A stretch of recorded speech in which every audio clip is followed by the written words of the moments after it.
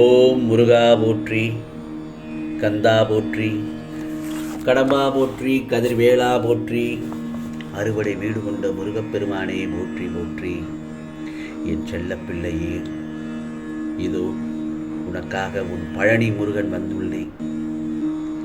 இந்த முருகப்பெருமான் நான் சொல்வதை கேட்ட 1 மணி நேரத்தில் உனக்கான நல்லதொரு செய்தி உன்னை தேடி வரும் என் செல்லமே.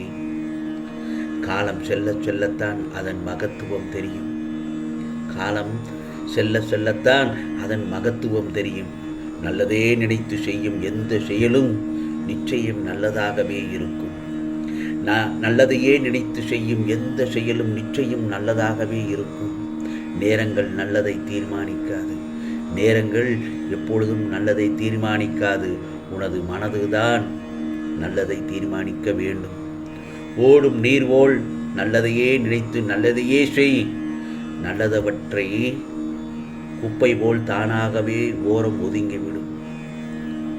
இந்த முருகப்பெருமானின் அருள் எப்பொழுதும் உனக்கு உண்டு. வாழ்க்கையில் உயர்வும் தாழ்வும் வெகு சகஜமான நிலைதான். நல்லதொரு உயர்வின் மகிமையை அறிந்து கொள்ள தோல்வி என்கிற அனுபவத்தையும் பெறுவது நல்லதல்லவா? வெற்றி என்றதும் பிறரால் அவமானப்படுத்துவது என்பதும் வரும். இது மிகப்பெரிய பாடங்களை நமக்கு சொல்லி கொடுத்துவிடும். அடுத்தவரின் உண்மையான முகம் நாம் அவமானப்படும் போதுதான் தெரியும். யார் நண்பர், யார் நண்பர் இல்லாதவர், யார் நல்லவர், யார் கெட்டவர், அவருடைய உண்மையான முகம் எது என்ற விஷயங்கள் எல்லாம் மிக தெளிவாக அந்த சமயத்தில் தான் நமக்கு தெரிய வரும் என் செல்லமே. நமக்கு ஏற்பட்ட நிறைய அவமானப்படுத்ததற்கு நமக்கு வெற்றிகளே காரணமாக இருக்கும். அவமானப்படு, வெற்றியை கொண்டாடு. அதைத்தான் நான் பலமுறை உன்னிடத்தில் சொல்லி இருக்கிறேன்.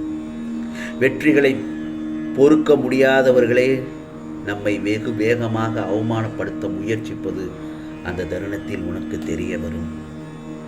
நம்மை அவமானப்படுத்த செயல்படும் பல பேர் இவைகளை மிக ரகசியமாக செய்கிறார்கள்.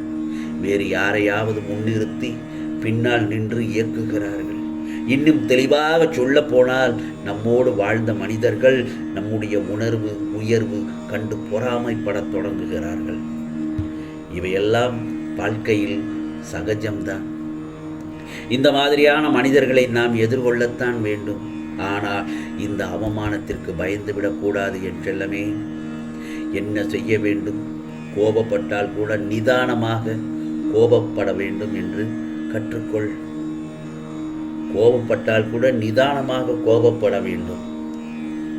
அதைத்தான் நிதானமாக என்று ஒரு வார்த்தையை சேர்த்திருக்கிறேன். அதே போலத்தான் பழி வாங்குதலின் மிகச்சிறந்த விஷயம் நீ திரும்ப திரும்ப வெற்றி காண்பதே. வாழ்வில் வெற்றி வேண்டுமென்றால் அவமானப்படு. வாழ்வில் வெற்றி பெற வேண்டுமென்றால் அவமானப்படு. அவமானத்திற்கு அஞ்ச வேண்டாம். அவமானம் ஒரு உரம், கடுமையான உரம், காரமான உரம். அதனால் என்ன? உரம்தானே.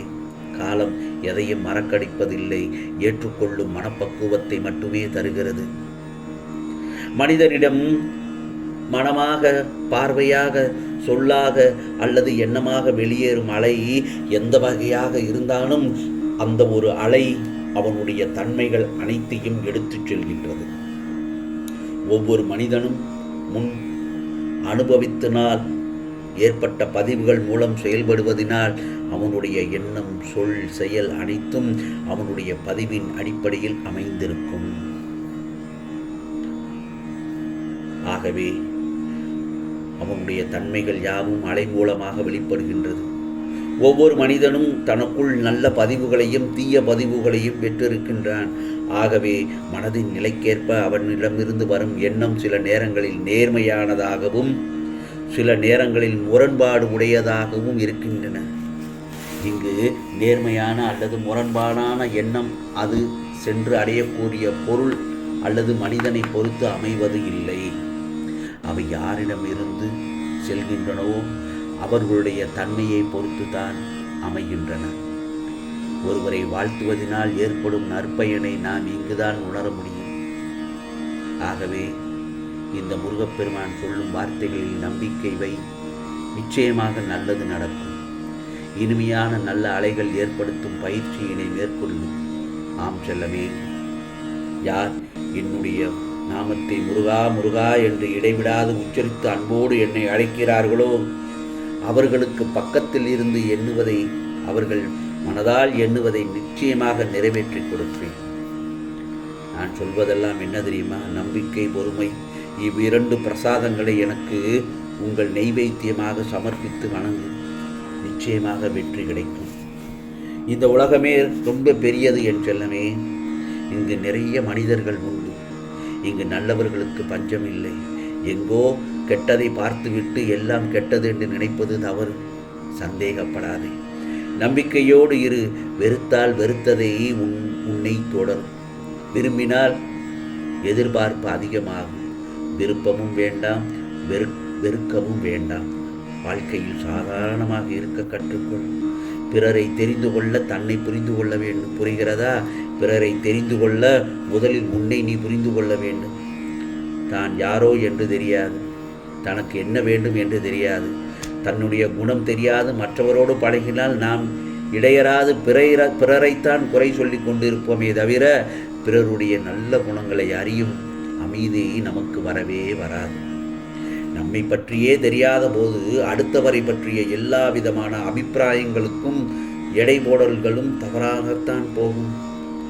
ஆகவே பொறுமையுடனும் நம்பிக்கையாக இருந்தால் நான் அனைத்தையும் உனக்கு புரிய வைப்பேன். முதலில் இந்த பழனி முருகன் சொல்வதை கவனமாக கேள். உன்னை ரணப்படுத்திய அவமானங்களும் துயரங்களும் நீ வடித்த கண்ணீரும் என்றும் அர்த்தமில்லாமல் போகாது. வாழ்வில் நடைபெறுவது எல்லாம் உனக்கு எதிராகத்தான் இருக்கிறது. அதற்காக கவலைப்படாதே. அனைவருக்கும் இதுபோன்று நடப்பது இயல்புதான். எதற்கும் ஒரு முடிவு உண்டு. நல்லவர்கள் என்றும் தோற்பதில்லை. இந்த முருகப்பெருமானை நம்பியவர்களை என்றும் நான் கைவிடப்படுவதும் இல்லை. ஆகவே என் மீதும் என் வார்த்தைகள் மீதும் நம்பிக்கை வை. நீ நம்பிக்கையோடும் பொறுமையோடும் இரு. கஷ்டத்தை சகிக்க பழகு. கஷ்டத்தை சகிக்க பழகு. எதையும் எதிர்த்து நில். ஏன் உன்னை ஏமாற்றியவர்களை நினைத்து மனம் தளராதே. இவையெல்லாம் இன்னும் சில காலங்களில் முடிவரும். நிச்சயமாக உன் நிலையை மாற்றுவேன். ஆம் செல்லமே, உனக்கான வெகுமதிகள் வரப்போகிறது. சுற்றி உள்ளவர்களுக்கு முன் நீ பட்ட அவமானங்களுக்கும் நீ வடித்த கண்ணீருக்கும் உன்னை அவர்கள் முன்னால் இந்த பழனி முருகன் தலை நிமிர்ந்து வாழ வைப்பேன். அவர்கள் உனக்கு செய்த தவறையும் துரோகத்தையும் உணர்ந்து உன்னிடம் மன்னிப்பு கேட்க வைப்பேன். ஆம் செல்லமே, இந்த கேட்ட 1 மணி நேரத்தில் நிச்சயமாக உனக்கான நல்லதொரு செய்தி உன்னை தேடி வரும். இது முருகப்பெருமானின் அருள் வாக்கு, சத்திய வாக்கு. உனக்கானதெல்லாம் நிச்சயமாக நல்லது நடக்கும். நல்லது மட்டுமே நடக்கும். அதுவும் நன்மையாகவே இருக்கும். ஓம் முருகா சரணம். ஓம் முருகா சரணம். ஓம்